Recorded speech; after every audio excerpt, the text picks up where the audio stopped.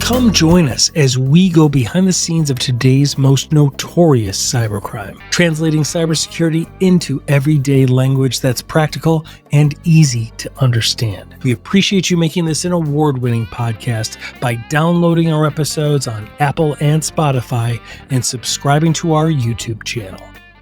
This is Cybercrime Junkies, and now the show.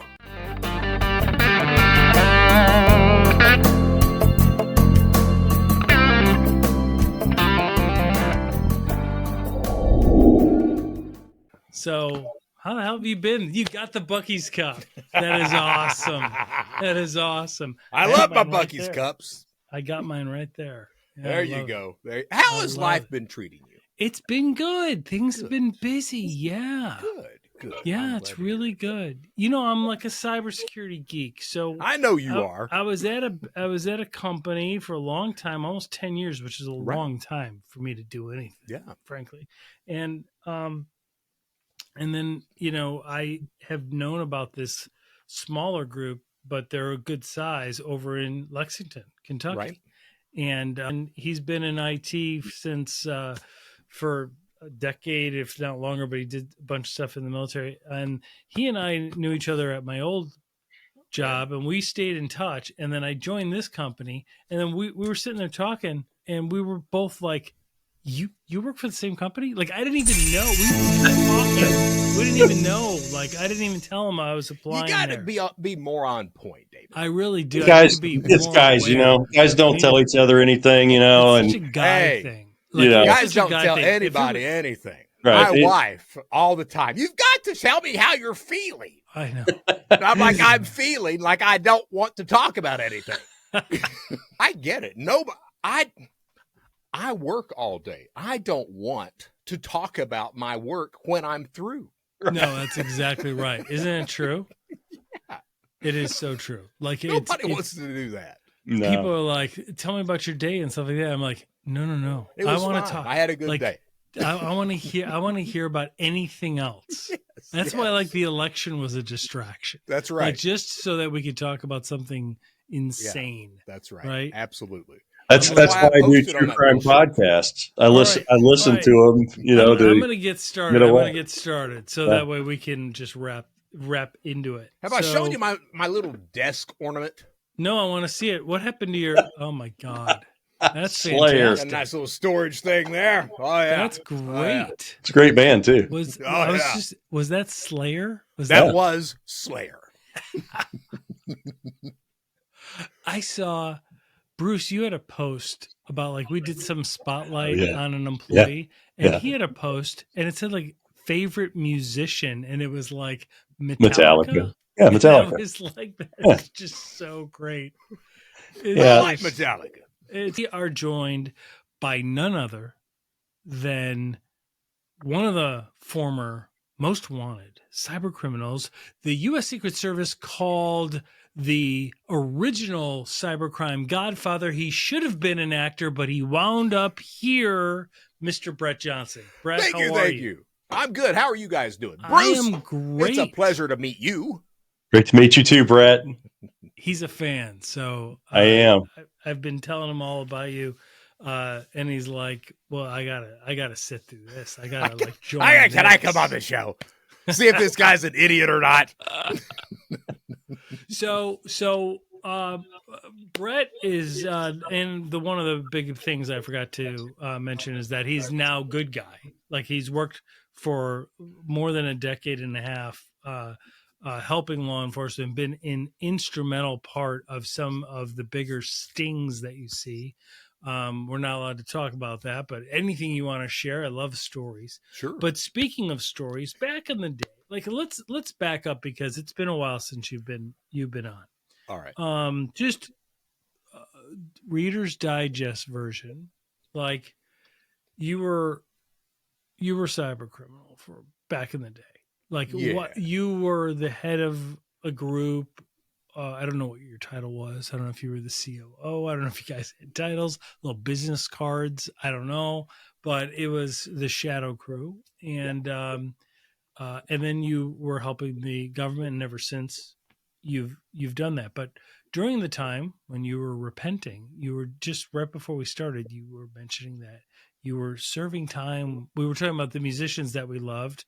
Bruce loves Metallica. I grew up on Kiss and Peter Frampton, among like Leonard Skinner and all the others. Uh, and Brett That's the has Slayer a guy. Slayer toy on his desk. And Brett had mentioned that you had done some time with the one of the guys that somebody that was involved in trying to kill Peter Frampton.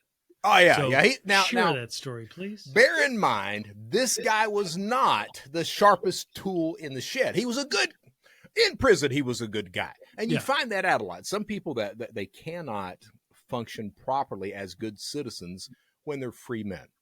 But once you get them behind the fence and everything is controlled, they're really good guys. And this was a good guy behind the fence. I have no idea how he is outside of the fence. Right. I do know that. So Peter Frampton was having a concert in some arena. It was an open arena was what it was. And he was famous for those in the 70s. He would have those concerts on in San Francisco, San Diego. Yep. It was like a beach environment. Like it was just like they were phenomenal live shows. Yeah, and I told you I saw Frampton 3-4 years ago, and he was great. He was. I was thinking when he got on the stage, I was thinking this guy's half dead. He's not going to be able to do anything. But the guy was brilliant. He really was. That's phenomenal. Well, this guy that I served time with happened to have a house outside of one of the stadiums. So what this son of a bitch does is he literally builds a catapult. Out. I kid you not. He builds a catapult and he starts shooting shit over top of the stadium in the hopes of hitting Peter Frampton in the head. First of all, one of the most cockamamie ideas about trying to assassinate somebody I've ever heard.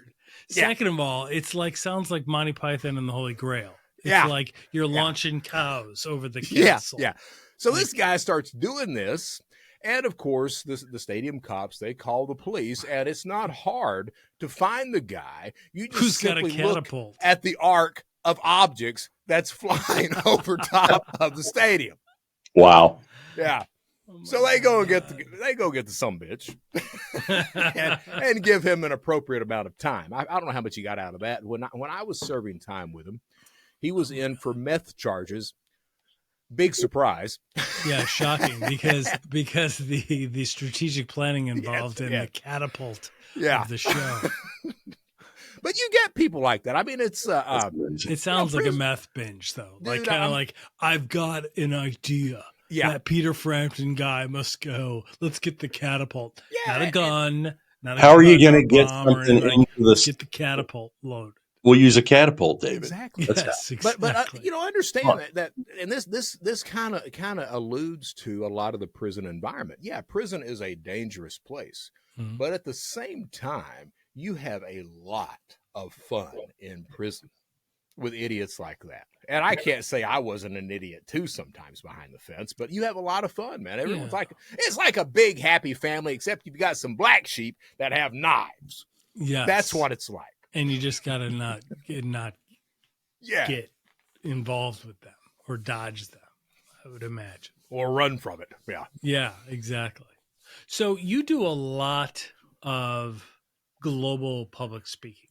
I do. I mean, you are phenomenal. Every time I see you on the media or social media, on television, wherever, you're always in Dubai and in all these crazy places that I'm like, man, it was kind of on my bucket list. That'd be kind of cool to visit. And they're paying you to go out there. I'm like, that's just crazy. What are some of your latest ones? Of course I was in Dubai. Mm-hmm. That's the only, I went to Berlin this last year. I had fun doing that. I'm going to Africa. Really? I am. So Jitex right now is working to bring me into Africa because they really liked me when I was in Dubai. And I got to tell you, man, I had that conference, GITEX conference in Dubai, the largest tech conference in the world. And I mean, when it's large, I mean, good Lord. It's bigger than anything we do in the States? Probably, I don't know, 4 or 5 times the size of RSA. Wow. I mean, huge. Holy cow. Huge. Yeah. You know, and when I say tech, they had the electric cars there. They had the flying cars there. They had all this stuff. Oh my God. I was very fortunate to have been invited in.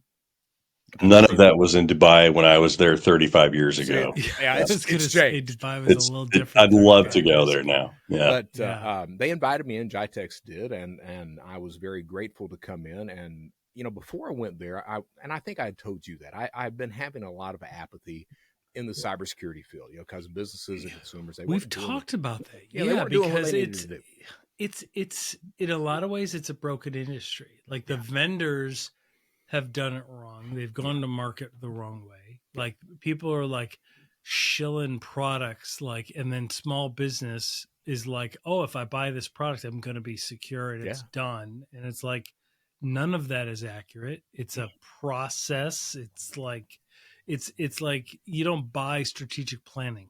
Like you don't buy it in a box. No, you don't. Right? Like it's just a mess. Yeah, but I got to tell you, this conference and the people that I met, and people that I got to listen to, like I got to listen to the CISO of Dubai, Dr. Al-Kuwaiti. Wow.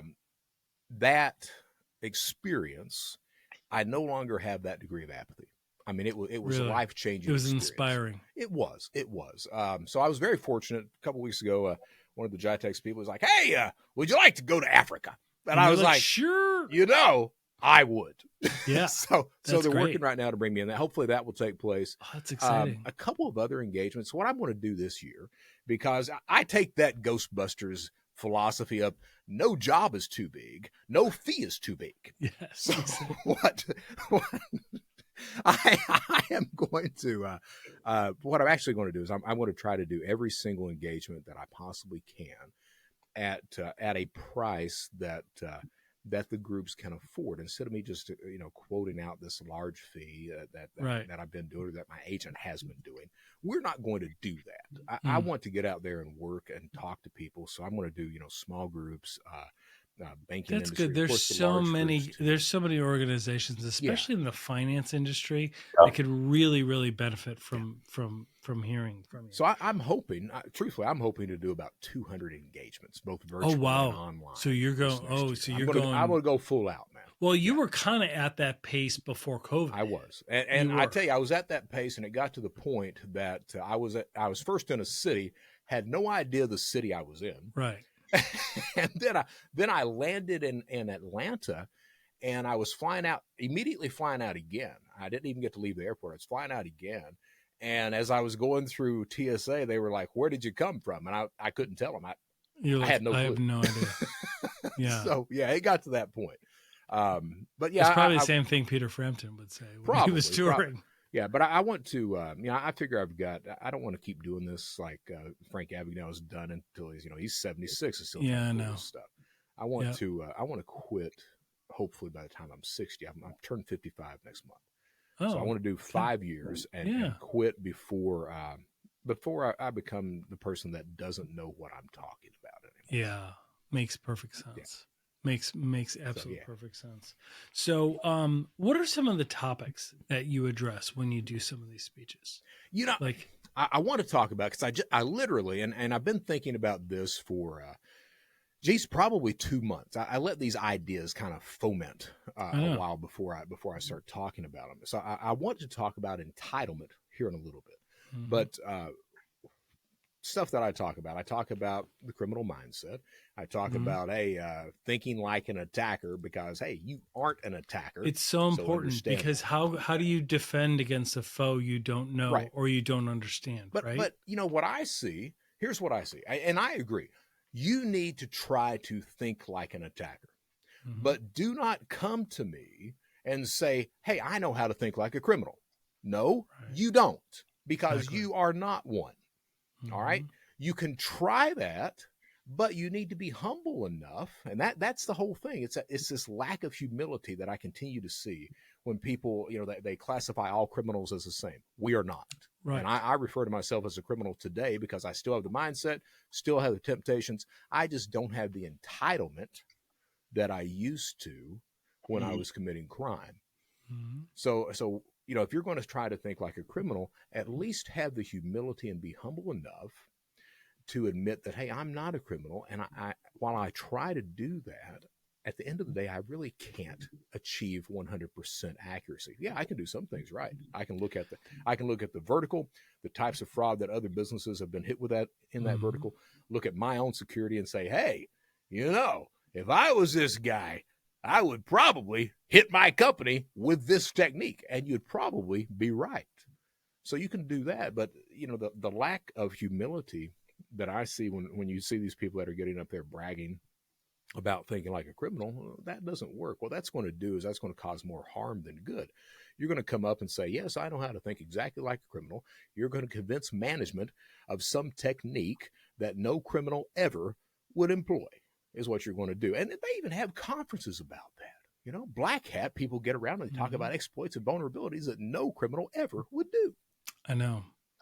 And I read your work, and I think you and I were chatting about that. Like during some of these conferences, they're kind of out of touch with really what the threats are actually happening. And but there's business leaders need to know those. Yeah, there's a reason for that. You've got 8,500 security companies out there, and they're all trying to sell a product. And lo and behold, every study that one of those security companies comes out with focuses only on their product. The crime that we're seeing, the attacks that we're seeing just happens to be A, and we solve A. Yep. So, yeah. We used to say in the military, you're always preparing for the previous war. So we were getting ready for Vietnam when we had to go to the Middle East, right? We had to turn all our woodland camis into desert camis and retrain ourselves for desert warfare. And I think that's so true with cybercrime. So many of the organizations that are fighting it, they're fighting it from the perspective of what they saw, whereas the people who I find most interesting at conferences are people like you, Brett, that have that. There's no substitute for experience, right? And you've got that experience of having done that work on that side of the field, and so that I think that's a great explanation you said about the sense of entitlement that someone who's willing to do the cybercrime has in comparison to someone who's willing to think like a cyber attacker and try to mimic that. And that's the thing is the good guys, and hell, I don't even want to say I say the good guys don't have that sense of entitlement. And if you don't have that leads a lot to the thinking that criminal lifestyle and the criminal mentality, that criminal thought process. It leads a lot to that, so. And I literally just put up a post, and the reason I was a minute late signing in is I had to respond to one of the threads. One of the comments was there because the guy, what I said in my post is I was like, hey, and I'll tell you the same story. I was arrested February 8th, 2005. FBI got me within 45 minutes. The Secret Service, they come in, they take over the investigation. From there, the Secret Service, they let me foment in jail for 3 months until they got me out, figuring that, hey, that'll give this SOB a taste of it and he'll behave himself. Little did they know, no, it won't. So I started because the entitlement was still there. It was. Yeah. So I start to work with the Secret Service from day one. I'm screwing them over from day one. Okay. And it took them 10 months to figure that out. And boy, were they upset. Go figure. Yeah. So they throw me back in county jail. Well, what happens is the judge rules that they violated my bond improperly. They let me out after 2 weeks. No one calls the Secret Service to tell them. I walk out. I'm planning on going on the run because, hey, I'm not wanting to sit around and face those consequences. Right. So I had been interviewing with a guy named Tom Zeller. He was the cybercrime writer for the New York Times at that point in time. And he had been flying into Columbia, South Carolina back and forth for those 10 months. So I called him up. Tom, I'm out. And he's like, I'll be there. So he hops on a plane, flies his ass over to Columbia, South Carolina. And he had to have known that Brett Johnson was not going to stay, because, I mean, he beat a path to South Carolina. I got out one day, he was there the next. Wow. So the last question that guy asked me, he looks at me and he was like, Brett, why did you do it? Mm-hmm. And I looked at him and I said, Tom, I did it all for Elizabeth. And he looked at me, and his exact words, I remember those exact words to this day. His exact words were, God damn it, Brett, at some point, you've got to accept responsibility. And I got to tell you, David, I had no idea what he was talking about. To me, that was the truth. And the truth of the matter now is that I believed my own bullshit. I had drank too much of my own Kool-Aid. And so... Well, you and I had that conversation before, and it was about how you were raised and how you saw love, and you felt like I needed more and more to give her more and more, and you would do anything to do it. Right? Now, but understand, but I believed that, okay? Right. But I also believed before I met her that I did it all for my wife. And I also believed before I got married that I did it all for my family and my sister and blah, blah, blah, blah, blah, blah, blah. Right. Now you got to understand that I'm the guy. I'm constantly thinking about why I did and why I do the things that I do. Constantly. That's why I take these long drives. I'll drive 7 hours instead of popping on a plane to go and give a speech. And that allows me the time to process these things. So, you know, I've been fortunate enough to meet several other former criminals now that I'm on the good guy side. And I constantly hear these stories of, you know, I did it to escape my neighborhood. I did it because I had no other choice. I did it, blah, blah, blah, blah, blah. And I keep thinking to myself, and that's this thing I've been processing for the past couple of months. I keep thinking to myself, you know, it goes beyond that justification. It goes beyond those reasons that people come up with, that cognitive dissonance. There's got to be something else there. Let me ask you, is it for the adrenaline rush of getting away with something? So here's the thing. There absolutely is an adrenaline rush. Absolutely, man. There's when you are, like I was cybercrime and fraud. When you're committing those frauds or committing those online crimes, there's absolutely that adrenaline rush that comes from being able to do something that no one else can, or beating a $1 billion company, a $1 billion security company. That's there. And the ego boost goes with that too. Absolutely it does. Now, I will tell you this, and this was my experience. I've seen it with bank robbers. I've seen it with drug dealers, financial guys that are behind the fence, things like that. Those guys, while it does start like that, you get to the point where it's no longer like that, where it becomes this chore after a while. And you also get to the point where, you know, I knew it. I was with served time with bank robbers that knew it, with drug dealers and high value drug dealers that knew there were signs that they were about to be arrested. Like cops would stop them. They would have a trunk full of methamphetamine, and the cops wouldn't search anything while they had been convicted previously. The cops would be like, yeah, just go on. You know, that you saw that kind of stuff, or bank robbers would know that they were about to be arrested. And the thing is, those other guys, keep on trucking. You would keep committing crimes, even though it was obvious that you were about to be arrested or under investigation. Why? And the reason is that you adopt this philosophy, this belief system of fatalism. Whatever is going to happen is going to happen. And that allows you to say to yourself, hey, it is what it is. If they're going to arrest me, they're going to arrest me anyway. And you keep committing crime so that you don't have to be stressed out and worry about law enforcement getting you. Hey, whatever's going to happen is going to happen. So it's that degree of fatalism that comes into play. And most upper tier or experienced criminals, they get to that point where they become fatalistic with what's happening. And I've seen it across the board. What I'm talking about with the entitlement, that root cause stuff. And there was a professor that let me pull this up and I'll actually read what he says, because it's really interesting. I had been thinking about entitlement for a couple months before I even read this guy. And what caused me to find him was Luigi Mangione.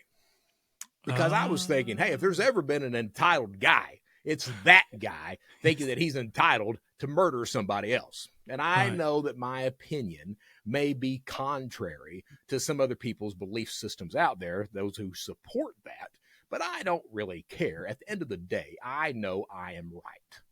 So, well, and I mean, not that it's relevant, but I completely agree with you. Like, thank you. It is the definition of, like, there's the poster child of entitlement, and that's him. Like, there's absolutely no justification in my mind whatsoever. Now, his mission or what he says he stood for, I understand. Absolutely. And I'm in favor of changing the system and everything. Absolutely. But that is like the most asinine way possible to do it. Like, that's going to accomplish nothing. So right? Hey, and I get you. Hey, United Healthcare, worst in the business. Yeah. Gotcha. I'm down with that. I've said it before. Right. I'll say it again. But that's not what the topic of discussion is. Exactly. This is that does not entitle you to go out and murder the guy, because guess what? That don't do no good. They're just going to hire another CEO, and they're going to keep on trucking anyway. Right. And we're still going to have the world's best healthcare system and the world's most challenging access to healthcare. There you go. It doesn't mean you could kill people. Right. So this paper is called and I found this like last week. Psychology, Not Circumstances, An Understanding of Crime as Entitlement, written by Professor Matt DeLisi and a couple of others at Iowa State University. And the part that I keep quoting, and I only quote it because of the definition, the part that I keep quoting, he says, in the psychological literature, entitlement is a term that essentially refers to a frame of mind that prioritizes the whims, wants, and needs of the individual over the rights, desires, and needs of others. Entitlement thinking goes beyond normal selfishness because it elevates the belief that one is deserving of special treatment, unearned privileges, and respect, independent of effort. The consequences of entitlement thinking are devastating. Entitlement thinking divorces individuals from personal responsibility. It impedes recognition of the consequences that stem from that individual's behavior, and it leads the individual to view wants and desires as rights whose pursuit is beyond reproach. So what does that mean? I use that story again with Tom Zeller, me saying Elizabeth and everything else. Well, the difference between selfishness and entitlement, let's walk us through that. And then we'll get into and then explain to us like what the actual definition is. Sure. So selfishness, I mean, what would you say that is? That's self-centered, like everything conceited. About one, right? Conceited, all of that. But that doesn't mean that I'm acting on that selfishness, because I can be selfish, and I am. I can be selfish, and but understand that I am, and work against that. When you're entitled, you it goes beyond that selfishness. You no longer understand that you have that problem. And it's at the detriment of others. It absolutely is. It's scorched earth around you. You are bringing harm to your environment at that point. So that story that I told you about Tom Zeller and the Secret Service, he asked the question, and I tell him, Elizabeth, that was my justification. So that justification led to, and I believe that because you have to believe your justification, you have to. So that justification led to that entitlement. So think about it. I'm using the excuse of I did it all for love. What is more noble than that? That puts me absolutely, as the professor says, that puts me absolutely beyond reproach. My actions are noble. They're good actions at the end of the day. And therefore, you don't have to take accountability for your actions. That's exactly right. It's not me. No, it's not me. It's a noble act. I have to do this. Right. I have to. It's for her.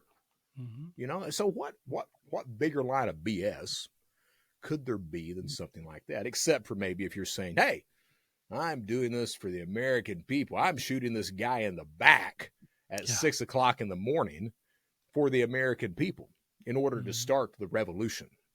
Right. That's that same sense of entitlement. Now this guy that just responded to my LinkedIn post, and I use this as an example in my post as well. I say, hey, it doesn't matter if it's a guy that murders his wife because he called her cheating. It doesn't matter if it's somebody that's shoplifting food to feed their family, or falsely filing income taxes, cheating on taxes or filing false claims. Because the government is bad. Right. The only thing that matters is those are simply excuses that lead to the entitlement needed to victimize someone else. And all those are victims. That spouse is, the government is, all those are victims across the line. The grocery store you're stealing food is, and all that. And hey, in the cybersecurity space, we see this, Brett, because the cyber criminals that operate in parts of Russia that feel entitled because it's Mother Russia and bad America, right? Bad red, white, and blue, and they will go and do it, and there will be no impunity, right? Like they operate with. I mean, there will be impunity. Like they'll operate without any consequences, and they'll bankrupt a business, and they're like, and I'm justified. That's it. Right? I'm doing it for my country. I'm doing it for my country. For the good of my country. Right. So even though they're putting people out of work, kids aren't going to go to college, people will lose their house. And people get upset with that, with me saying that it doesn't matter if you're stealing food to support your family. It's still entitlement, because guess what? You got food banks in your city. I know that. Right. You could probably go and ask a neighbor, hey, you got any food? We don't have any in our house. But you are too prideful to do that. You feel entitled. You feel entitled. I have to do this to support my family. So I have to victimize someone else to meet my wants, needs, and desires. It's a good frame to look at the mind of a hacker, or the mind of when I say hacker, there's good hackers. There's white, gray, black, purple. And you think about them, man. I mean, and you're right. You got the nation state guys that the ideology leads to, is the justification, which leads to that sense of entitlement. I can do this. I can bring harm to others. You got the guys that are on Telegram doing refunding fraud or account takeovers or whatever. I'm not hurting an individual. I'm hurting a company that can afford it. That's the entitlement. Right. That's the justification. I'm not causing harm. Let me ask you about a specific industry, if you don't mind. Sure. Because you know all about credit card fraud and banking fraud and things like that. What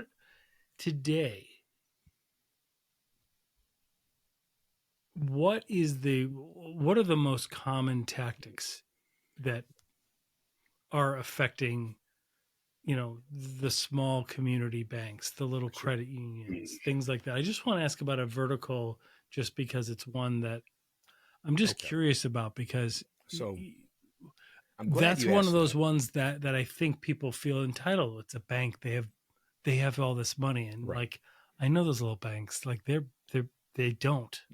And and it's like a small business. I'll tell you the biggest problem, and I'm glad you asked that. I actually had a lunch meeting with some agents, over 2 months ago, and they were like, "Hey, could you post this online?" And I've not, so we can talk about that here right now. Right. One of the big problems that you're seeing in credit unions is instant transfers between members. So what the criminals are doing is they're becoming members of a credit union, or they're taking over someone's account. All right. Usually it's just they're coming in and becoming members. Okay. Then they take over someone's account, because you have instant transfers inside of that environment.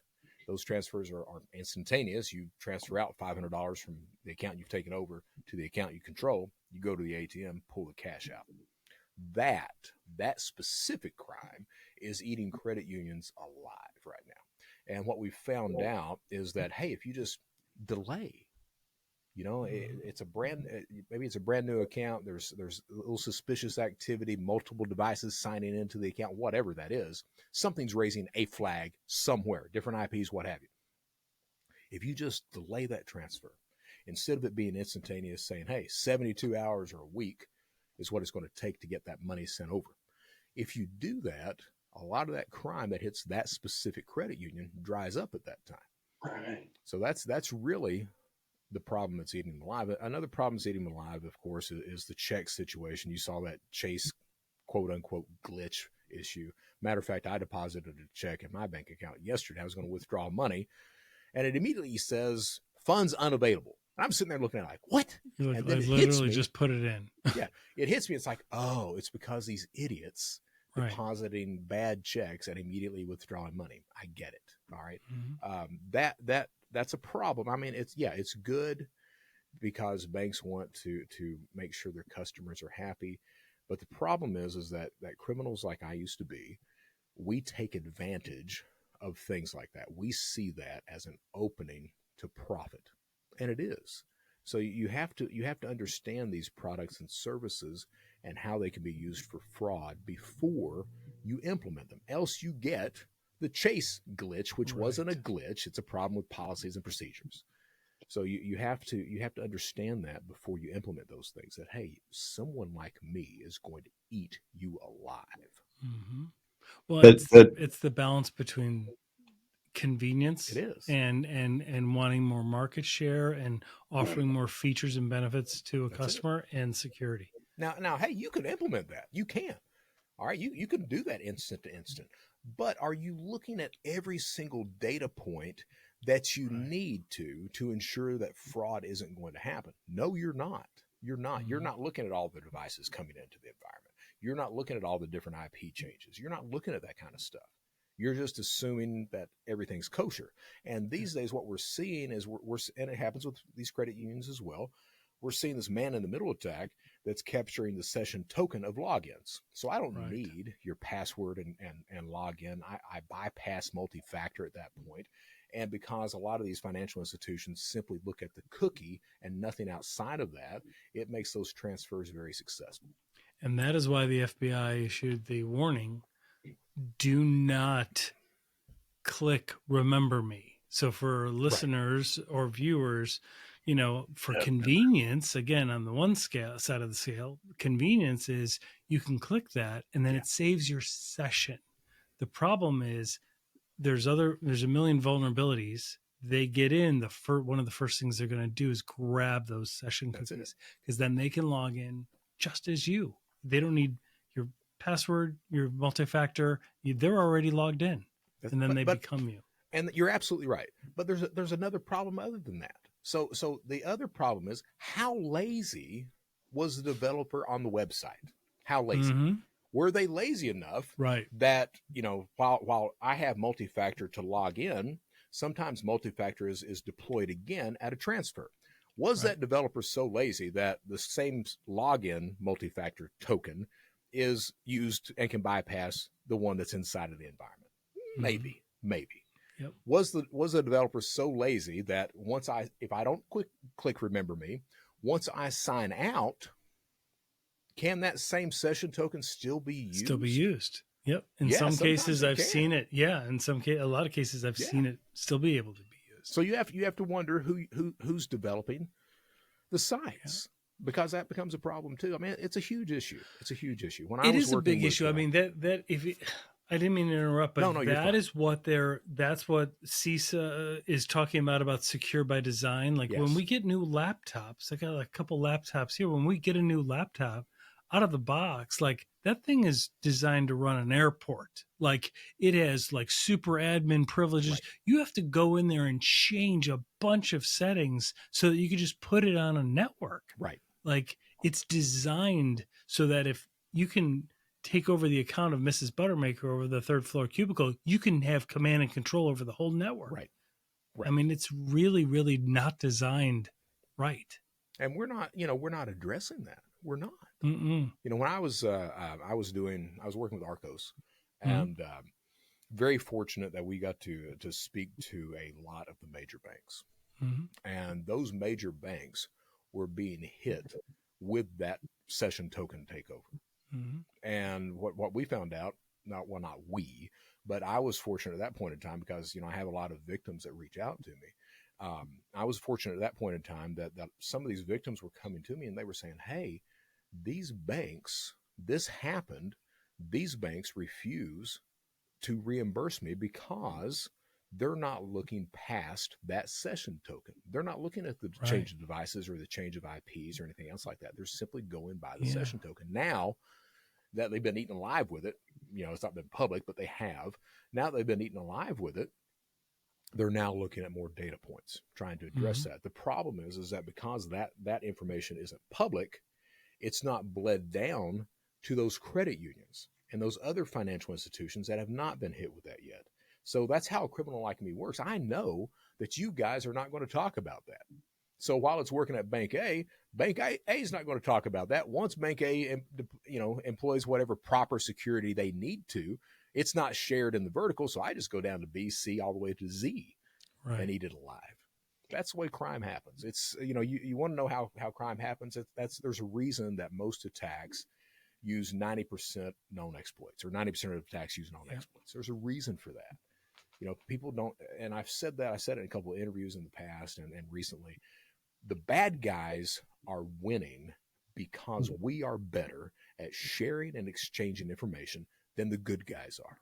Yep. That's why.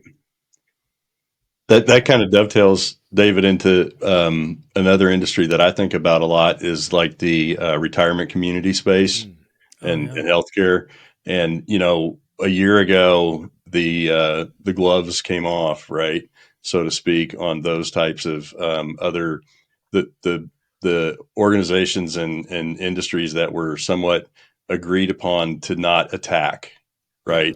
And there was almost like an understanding that they wouldn't go after the elderly, the sick, or the children, or nuke power plants. And you've seen massive amounts of attacks. So I wonder, Brett, like our clients that are, residences for the elderly and things, what's the vulnerability there, and how does that relate to the small banks and credit unions that you're talking about, and things like these session cookies and all the things that grandma is using? Sure. So understand that senior citizens, they are not the most victimized demographic. Correct. Millennials are. Okay. Isn't that a shocking stat? I remember the first time I learned that, I'm like, what? They were millennials were digital natives. Yeah. But it's got because of apathy. It's because of apathy. That's what we talked about. Yeah. Which is crazy. When you think about it, they just assume there's ghosts in the wires. Something's going to happen.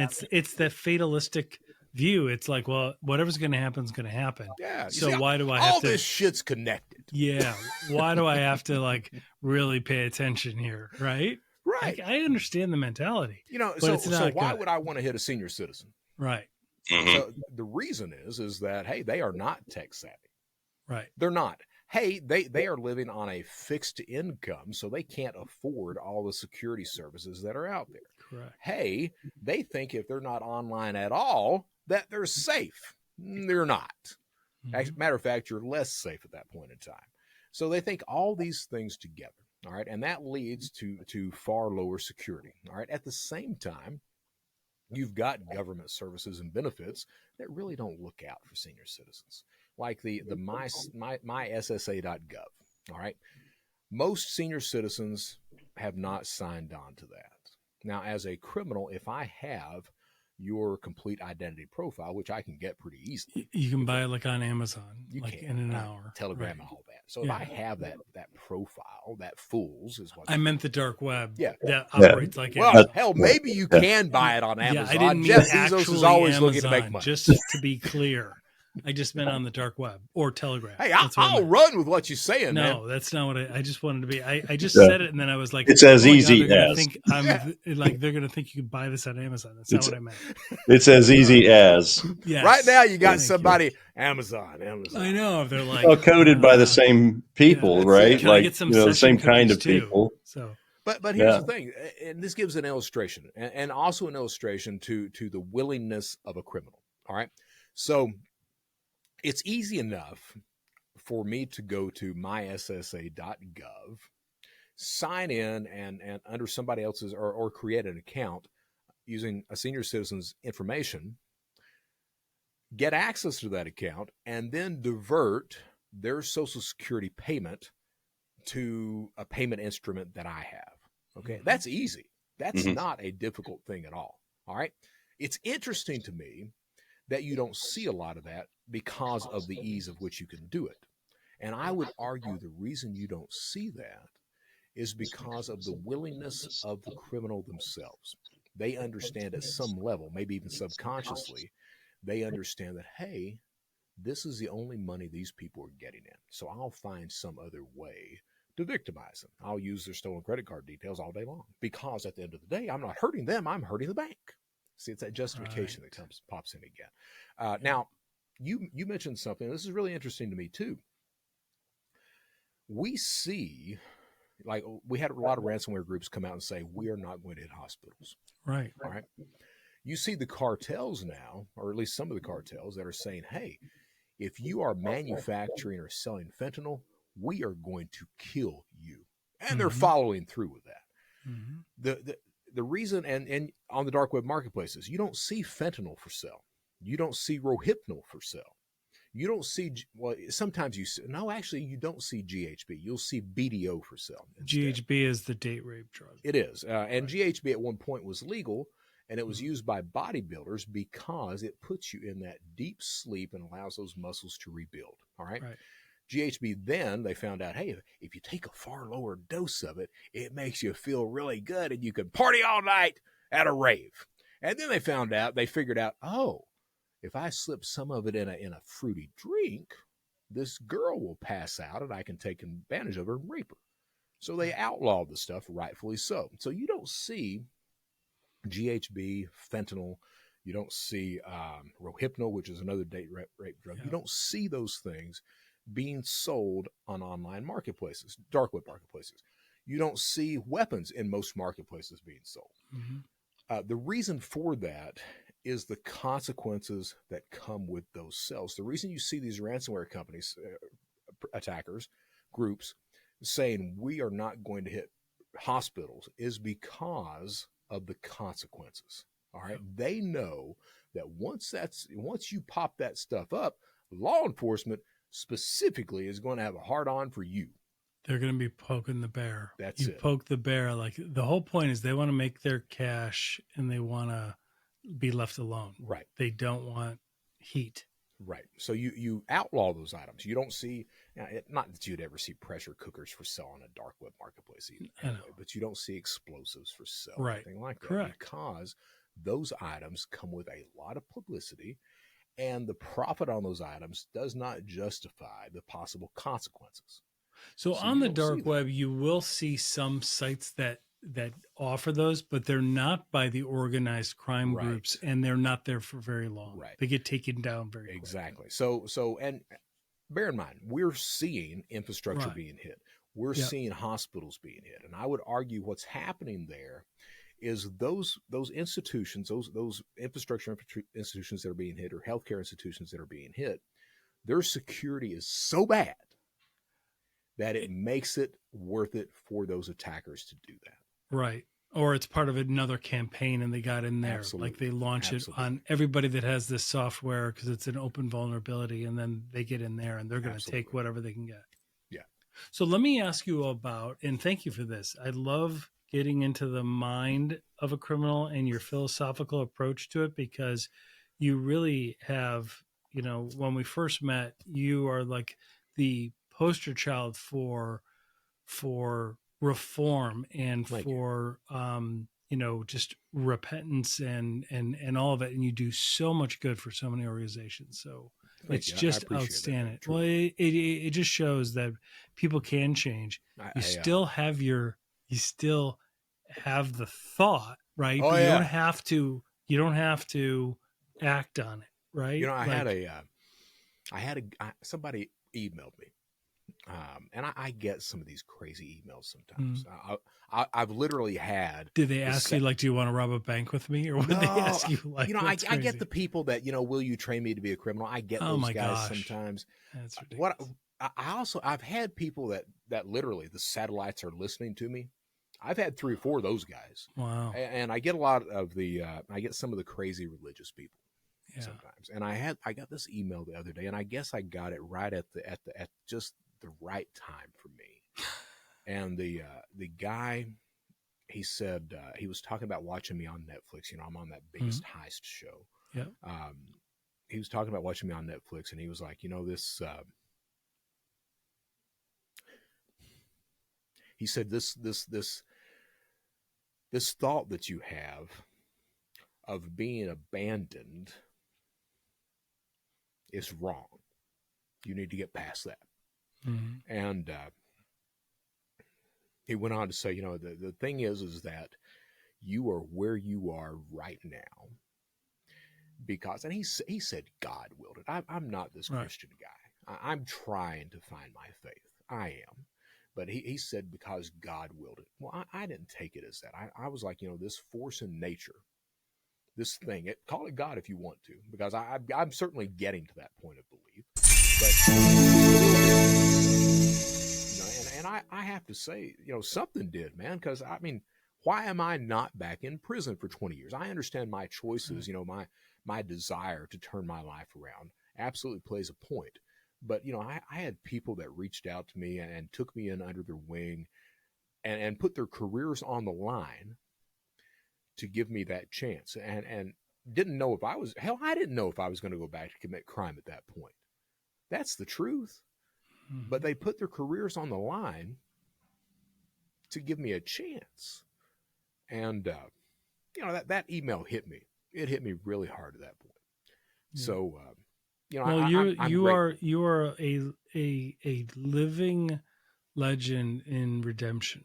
You really are. You show that, and it's not easy. I know that you and I have known each other now for some time, and it's you've got your struggles, but you are inspiring so many people.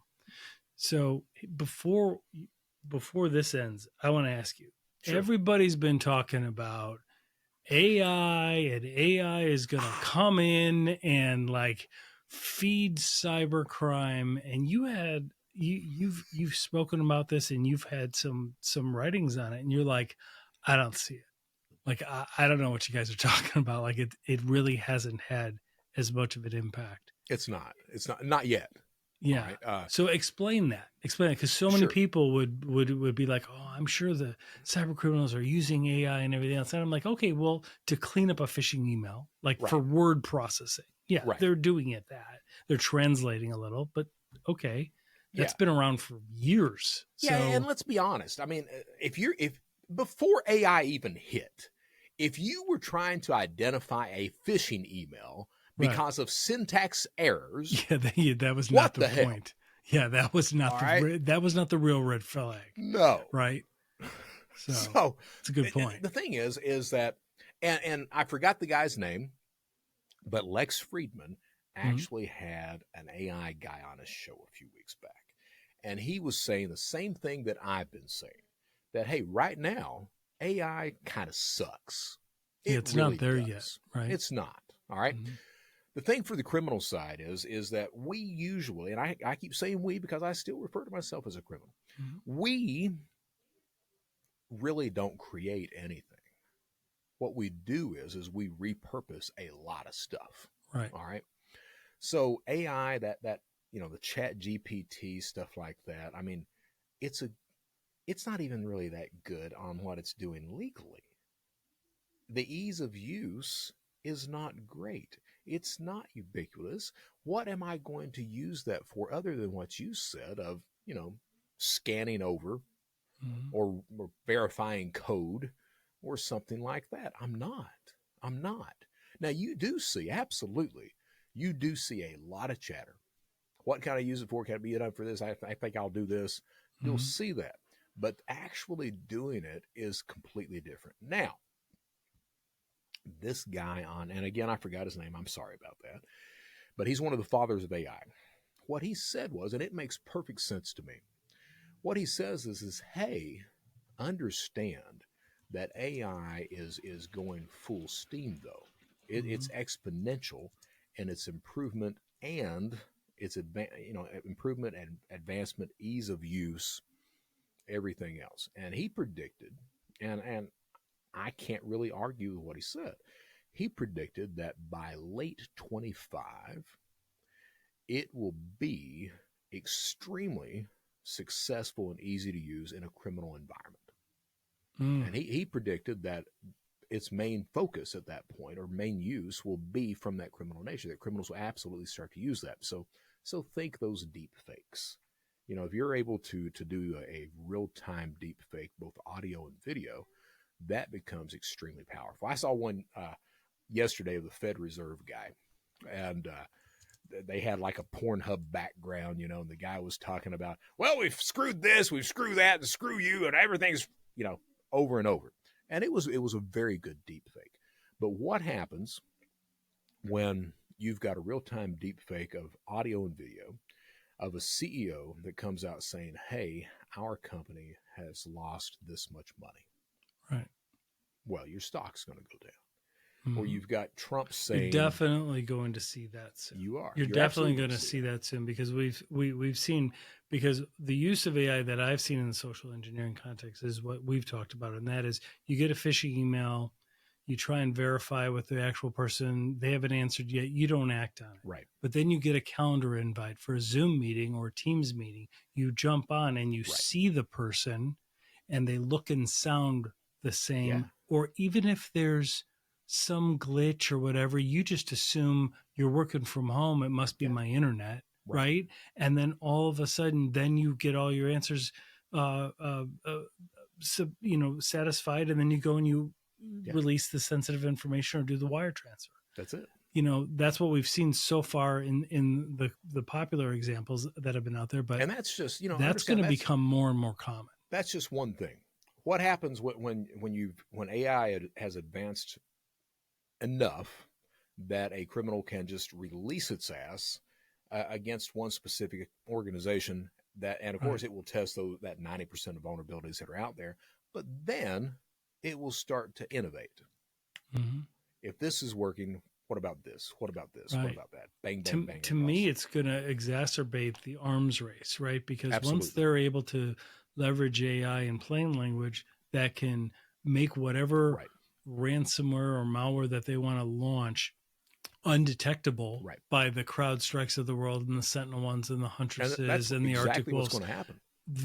Then all hats are off, because then the good guys are going to have to figure out what they did. It's going to take 6 months for them to productize it and get it to market. Meanwhile, the criminals act fast. That's right. It. So, you know, the chatter right now that I'm against are all these security companies that well, we've got AI, or well, the criminals are. It's like everybody had it's like if it's plugged into the wall, it's got AI. Right. Like everybody's like, got it. It's and like that's simply for profit. So what you're doing is you're having that conversation. You're coming out with that misinformation that says AI this, AI that isn't really correct right now. So that when it does become correct, nobody's going to listen to that bullshit. That's the problem I have. Yeah. Well, Brett, thank you so much. I know we're up. Sorry about my language today. No, it's perfectly fine. Hey, that's what editing is for, or the unfiltered version. Like it's it'll be like beep, fine. Beep, beep. Oh, that's Brett being Brett again. It's all good, man. Well, I wish we had more time. I want to always catch up with you, dude. I'm serious. Just send me an invite whenever you want me on the show. I'll accept, and we'll do this. I would love to have you on live one day. Where we can just I'll try to watch people and like answer their questions. Like I would love it if we had like 100 people, because we just did one on like the dark web and stuff. I would love to do it. We have 100 people. The questions they're going to ask you. Let's do it. I love the idea. I just think it'd be phenomenal. All right, Bruce, it's been a pleasure meeting you. I loved that analogy that you used earlier. I think it's very Brett, and it's listening to you talk about entitlement, because I always thought it was entrepreneurship, right? Because you and I are about the same age, and you know, I started as a database administrator in the Marine Corps. I was making like, you know, $16K in Orange County, California in the 90s, right? So you're living large with a wife and a kid, right? Yeah. Man, oh my God. And the poverty level for like a person was like 28K, and as a sergeant in Marines, I'm making like 16, right? Yeah. I think that's changed for the military since, you know, and good for them, and I hope it has. But much respect to you, man. True. Well, thank you. And so while we were both coming up in IT together, I was side hustling in LA, and you know, this is when you had the P100 came out, and then a few months later, the P133, and then the P166. Right. And, we were going through the porn industry, textile industry, whatever, replacing computers. Sure. Doing Novell networks, replacing workstations. Hey, I heard the P166 is out and I need my accountant to have that. And this was back when you had to go to Fry's and buy all the parts and build a thing and all that. And so that was my side hustle. So I had that entrepreneurship, and I had that as a consultant, like getting the next gig, right? And that's what I always thought it would be like on the other side where you were, that it would be about the entrepreneurialness and about the excitement of the next deal, the excitement of having gotten the wad of cash. Because a lot of the businesses that I was doing work for, obviously the industries I mentioned, but other industries as well, were paying in cash. Sure. Right. Mm-hmm. And so, we'd get $100 bills and roll into the nightclubs in LA and thought we were the biggest thing in the world, and blow through a lot of money. It's deeper than that, isn't it? Yeah, you have that. You absolutely have that. Yeah, that's definitely a part, but it does go deeper. When you think about, cybercrime as organized crime, you think of the mafia back in the day, like with the casinos in the 70s and 80s. Like, yes, look, they would make $500 million and they were bored. Right. But the $10 million they got on the skim,